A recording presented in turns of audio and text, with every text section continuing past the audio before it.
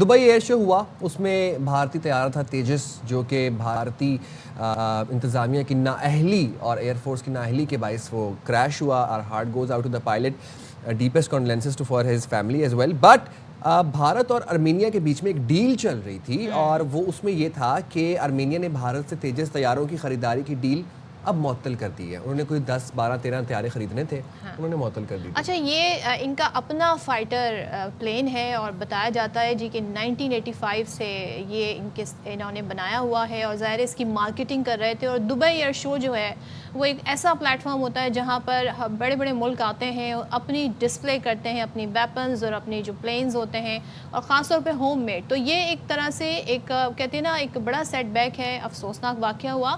لیکن اب جو ان کی ایک تجارتی ڈیل ہونی تھی، بہت سارے سوال انڈیا سے اٹھ رہے ہیں کہ جی تیجس جو ہمارا فائٹر پلین ہے وہ کتنا کیپیبل ہے، اس کے اندر کتنی صلاحیت ہے. تو اسی وجہ سے آرمینیا نے جی یہ ڈیل جو ہے وہ ختم کر دی. تیجس طیارے خریدنے پر مذاکرات ہوئے تھے.